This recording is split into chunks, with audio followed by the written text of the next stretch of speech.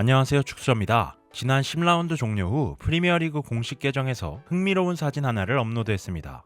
아스날의 미켈 아르테타 감독이 부임한 이후 세트피스 득점 현황에 대한 사진이었는데요. 지난 시즌 세트피스로만 25골을 득점하며 기록을 경신했던 아스날이 시즌 10라운드만 치른 시점에 벌써 그 절반을 넘게 득점했다는 사실이었죠. 꽤 오랫동안 축구를 보면서 요즘 축구가 이런 세트피스 상황에 대해 굉장히 예민해진 시기가 아닌가 싶은데, 오늘은 아스날의 세트피스가 왜 강한지, 그리고 현재 세트피스는 유럽 축구에서 대세처럼 받아들여지는지를 알아보고 마지막으로 세트피스에 대한 개인적인 생각까지 이야기해보도록 하겠습니다.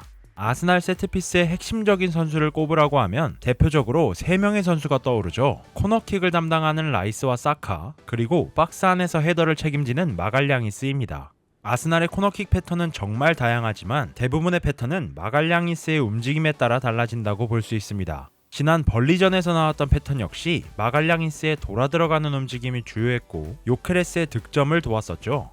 아스날이 구사하는 대부분의 코너킥에서 선수들은 이런 식으로 자리를 잡습니다. 먼 쪽 골대에 5명의 선수가 자리를 잡고 마갈량이스만 혼자 중앙 약간 뒤쪽에 자리를 잡은 채 시작하죠. 그리고 킥이 날아오는 타이밍에 맞춰 5명의 선수들이 일제히 박스 안으로 들어가는데, 이때 트로사르는 뒤쪽에 머무르면서 흐르는 볼에 대해 대비를 합니다. 이때 마갈량이스는 대체로 2가지 움직임을 가져가는데, 먼 쪽으로 돌아 들어가면서 헤더를 하거나 가까운 쪽으로 들어가면서 잘라먹는 움직임을 가져가기도 하죠. 먼 쪽으로 돌아 나가는 경우 안쪽으로 들어와준 5명의 선수들 덕분에 마갈량이스의 움직임을 놓치게 되고, 마갈량이스가 워낙 역동적인 선수에다가 피지컬, 점프, 헤더까지 모두 최상급 능력을 가지고 있기 때문에 상대팀은 이 패턴을 알고도 막기 쉽지 않은 것이 사실입니다.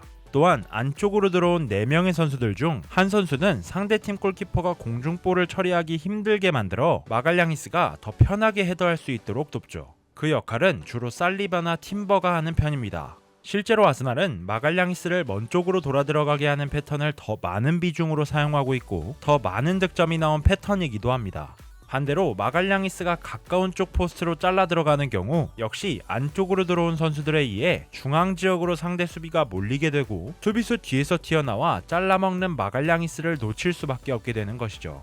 그리고 그 세트피스를 완성하는 마지막 퍼즐은 바로 데클란 라이스입니다. 그냥 과감히 말해서 세트피스 킥이 유럽 전체 1등입니다.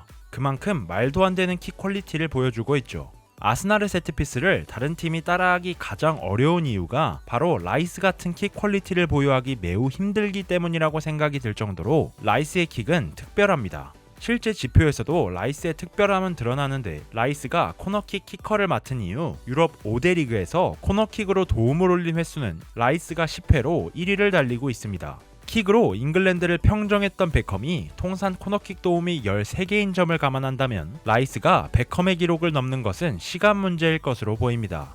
뿐만 아니라 득점으로 이어지는 세트피스 킥 지표를 보면 더 놀라운데, 라이스는 무려 4.9%의 킥이 득점으로 이어지는 어마어마한 스탯을 보여주고 있습니다. 킥이 좋기로 정평이 난 루니, 로버트슨, 다비드 실바, 아놀드, 트리피어 등 대부분의 선수들이 2~3%에 그치는 것을 볼 수 있죠. 그만큼 라이스의 킥은 대단하다고 할 수 있습니다. 또한 반대쪽 키커인 사카 역시 2.5%의 전환율을 보여주면서 준수한 스탯을 가지고 있습니다. 아까 아스날의 세트피스 패턴에서도 설명했지만 결국 아스날 킥의 종착지는 마갈량이스의 머리입니다. 그만큼 마갈량이스의 득점도 많겠죠. 실제로 이번 시즌에만 2골과 3개의 도움을 기록하고 있고, 아스날에 합류한 2021 시즌 이후 총 22골을 터뜨린 괴랄한 득점력을 보여주고 있습니다. 시즌마다 4~5골을 책임져 주는데 수비까지 잘하는 수비수라고 한다면 팀에 정말 많은 도움이 된다고 볼 수 있겠습니다. 게다가 이번 시즌에는 떨궈주는 도움 능력까지 장착해 벌써 3도움을 기록했고, 공격 포인트를 5개나 기록하면서 이번 시즌 공격 포인트 커리어 하이 시즌이 될 확률이 높아 보입니다.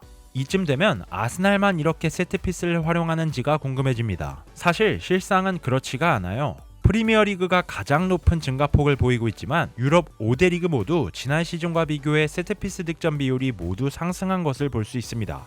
아스날이 이번 시즌 적은 실점과 세트피스 득점을 바탕으로 굉장히 잘 나가고 있는 가운데 유일한 우려점을 이야기하라고 한다면 상대적으로 적은 오픈플레이 득점을 들 수 있을 겁니다. 어쨌든 셋피스라는 것은 결국 시즌 득점의 대부분을 책임질 수 없을 것이고, 오픈플레이 득점이 적다는 것은 시즌 후반기 득점을 하지 못해 승점을 드랍하는 경우가 많아질 것이라고 예측하는 시선이 있죠. 사실 아예 틀린 말이라고 할 수는 없습니다. 실제로 아스날이 오픈플레이 득점이 적은 것은 사실이니 그렇게 말한다고 해서 그게 틀리다고 할 수는 없습니다만, 저는 이 주장에 대해 두 가지 반박을 하고 싶습니다.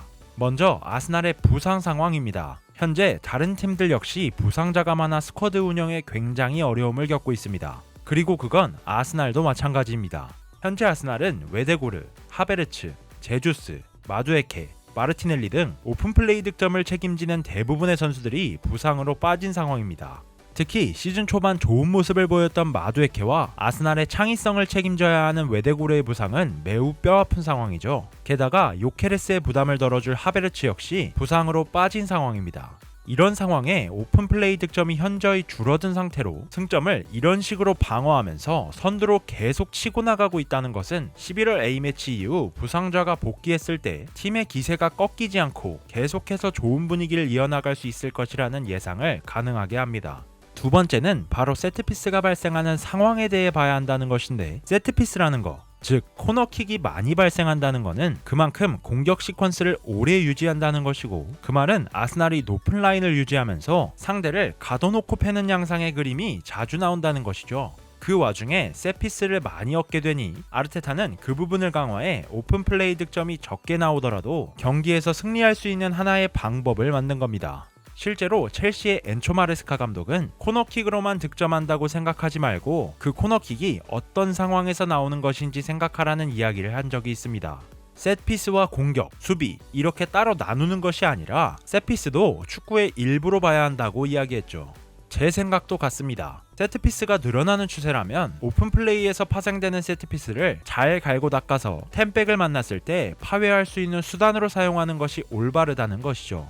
그리고 이번 시즌 세트피스 증가에 제대로 한몫한 것이 있죠. 바로 롱스로인입니다. 옛날에 스토크시티 경기를 볼 때 로리 델랍의 롱스로인을 볼 때마다 저건 반칙이 아닌가? 정말 많이 생각했었는데 이제 그 메타가 다시 돌아왔습니다. 지난 시즌 경기당 1.52번에 그쳤던 롱스로인 비율은 이번 시즌 경기당 무려 3.85회까지 증가하면서 각 팀마다 투석기 선수 유무가 굉장히 중요해진 이번 시즌입니다. 특히 브렌트포드의 카요데와 토트넘의 단소가 눈에 띄죠. 사실 이 롱스로인에 대해서도 비판의 시선이 많기는 합니다. 디애슬레틱에서 나온 칼럼 중 롱스로인 상황에 자주 발생하는 시간 지연에 대해 비판한 내용이 있는데, 스로인을 한 번 시도할 때 걸리는 시간이 가장 긴 팀은 브렌트포드이고 스로인 한 번에 25초 정도를 소비한다고 하더라고요. 그리고 맨시티와 브렌트포드 경기에서는 스로인으로만 10분을 소비했다고 나와 있기도 했습니다. 요즘 축구가 시간 지연에 대해 굉장히 비판을 많이 하는 편이고 시간 단축에 대한 이야기도 심심치 않게 나오는 것을 보면 롱스로인에 대한 비판이 나오는 것도 이해합니다만, 현재까지의 모습을 보면 롱스로인 역시 축구의 일부라고 생각해야 할 것 같습니다. 자꾸 축구의 일부 했던 이유는 바로 이 말을 하기 위함이었습니다. 저는 세트피스가 강팀을 위한 것이라고 생각하지도 않고 약팀을 위한 것이라고 생각하지도 않습니다. 세트피스라는 것은 정말 강팀과 약팀에게 모두 필요한 필수적인 요소라고 생각이 됩니다. 강팀의 경우 상대가 내려앉아 템백을 구사할 때 그 템백을 효과적으로 공략할 수 있는 하나의 무기를 갖고 있는 셈이고, 약팀의 경우 강팀을 상대로 득점하기 힘들 때 세트피스 상황을 잘 활용한다면 곧바로 득점과 가까운 찬스를 만들어낼 수 있는 효과적인 루트가 하나 생기는 것이겠죠. 특히 약팀의 경우에는 꼭 코너킥이나 위험지역에서의 프리킥이 아니더라도 터치아웃만 된다면 롱스로인을 통해 상대 골문으로 한 번에 전달할 수 있을 테니 이것만큼 효과적인 공격 패턴이 없을 수도 있습니다.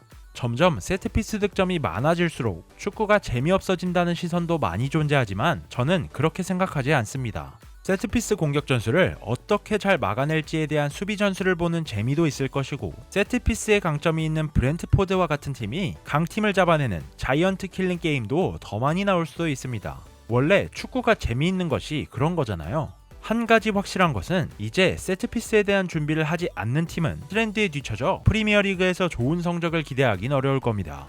오늘도 영상 시청해주셔서 감사합니다.